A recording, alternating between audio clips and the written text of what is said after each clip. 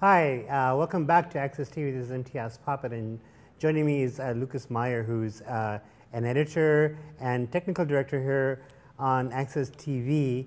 So he's not normally on the camera, but he's on camera today, and he's going to be reporting back on his trip to Mexico and Cuba. Sounds very exciting. So tell us about that.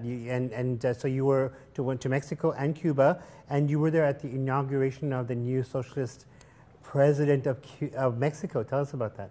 Wow, that was the inauguration of, let's see if I got this right, Andrés Manuel López Obrador, otherwise known as AMLO for short by the Mexicans. He's the first socialist president of Mexico. We landed in the city the day he was inaugurated, and the whole city was just buzzing. They were really, really happy about it. So the big expectations for this. What was the inauguration like? Oh boy, it was so packed. We went down to the main square, and it was so packed we couldn't get on it. This huge, huge square they called the Zocalo, and it was so tight with bodies that you couldn't move in between them. It was really incredible. So we had to basically go back to the hotel and watch it on TV. Oh my God. Unfortunately. How are the people feeling, about the new president? Well, they're really excited. They feel that he's going to fight corruption, and one of the things he's done is he sold off all the jets and helicopters that the presidents and the high mucky-mucks used to move around in, and he's taking commercial flights, and he also opened the presidential, well, I'd say presidential palace, but actually there's 3 presidential palaces in this complex.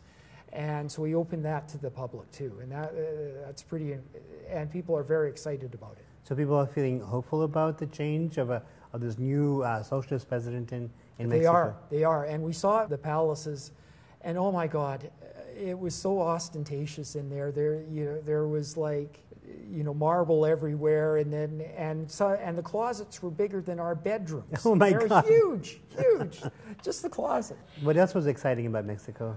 Oh, well, we went to Teotihuacan, and we also went to Chimilco, and so we saw some other fabulous things. But we also spent a month in Cuba. Right. And you were there during Christmas. Tell us about that. Oh, yes. We went to a little town called Remedios. And Remedios, there's 2 barrios, or 2 neighborhoods, and they compete with each other for Christmas celebrations. And they'll have these huge multi-story static displays, sort of like a huge billboard that they build. They also have parades, and they have these really, really huge floats, and they also do fireworks. And it starts at 4 in the afternoon, and it goes on until about 10 a.m. the next morning. Wow! Yeah, it's just incredible. And these floats and these displays, they are just incredible. The artwork, the lights. The figures that these sort of little statuettes that they've made on them, they are just incredible to watch and to look at, and the fireworks are out of this world too. Normally in Canada we've got a huge setback between us and the fireworks. Here the fireworks are like right there, and so you see all these rockets taking off and fireworks exploding right over your head, and it's raining burning material on you. It's really quite frightening, but it's what an adrenaline rush, and there were people actually dancing in the fire. It was incredible. Now I know a lot of Canadians do go to Cuba since Canada's opened up to Cuba, but they usually stay in resorts, right? That's right. Yeah. So how did you go? Well, we went to these places called Casa Particular, Casa Particulares or Casa Particular. It's basically a bed and breakfast. They've got usually 2 to 4 rooms, and it's with a family. And they really spoil you. It's a really good way to travel. So it's not the expensive resort, but it's still a good... No. They cost, usually about $25 a night. Wow. And that includes breakfast. But sometimes, like if you're going to Remedios, for instance, or someplace during Christmas or something like that, it might be $40 a night. But they're really amazing. They're everywhere. And if you like to get to know the people and the culture, there's no better way because you're right there with a family. So, so Canadians don't seem to know about this. They go to the all-inclusives in like Veradero or on the beach somewhere. They don't know that they've got these really nice bed and breakfasts. We've got a lady that can look after it for you, Susan Hurlich. Okay, there you go. And we'll put her contacts up on contact information up so she can set this stuff up for you if you want. Yeah, Lucas, what about the political climate in Cuba? How's the situation with the new Castro and the old Castro situation? How are people feeling about that? Well, I was there in 2002, and they were still feeling the effects of the special period back then. It was still very poor, and they still got a long way to go for sure. It's still a poor country, but I think in the last I guess 16 years since I was last there, they've made enormous progress. It's really much better. And things are opening up to the West more. Yes, they are. You can get you can have more contact with people.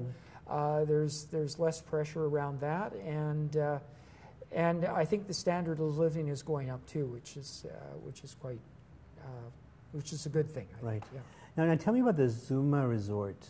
Oh, yes, the Zumba Resort. So that's what we did when we went to Mexico. That's what we started the whole thing off. We took a tour with Zumbavancouver.ca. Okay. And they have a hotel on the beach. And not too far away, they've got a dance studio that's right on the beach and sort of overlooking the ocean, and we were able to do Zumba exercises 2 or 3 times a day, which made up for all the eating and drinking we did when we weren't exercising.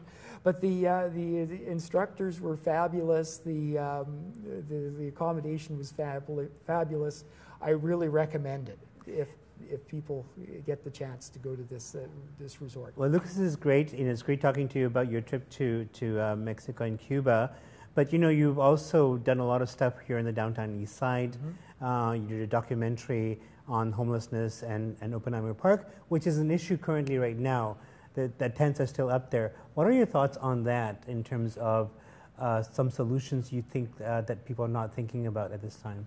Well, I think definitely we need more modular housing and more social housing, for sure. There's absolutely no question. There should be more spending on that. So I hope the government will increase that as much as they can. But until we have social housing for people or some sort of decent place for them to stay, we shouldn't be taking away the tents and whatever they're using to keep themselves warm and safe at this time. So I'm really against them basically kicking people out of parks and out of the places where they're already staying. If we have a place to take them to, that's great. But I don't see shelters as that alternative. And I don't see the SROs either with gazillion bed bugs in them and this sort of stuff. So if you've got decent social housing, yes, you can move them from their tent to but if you don't, then leave them alone. Well, that's an issue right now that's facing the park board and city council. Lucas, it's been really great talking to you here on camera rather than behind the scenes. This is Imtiaz Puppet for Access TV with Lucas Meyer. Don't forget to like us on Facebook and come back and watch us. We're not on the tube anymore, but we're still there on Facebook and on YouTube. Thank you. Eres guapa y tendrá que cuidarte. Nunca tuvo mujer como tú.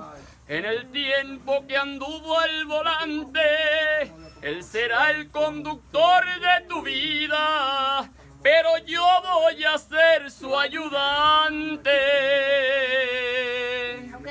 Celos tontos, inseguridad, mal de amores que lo desconciertan.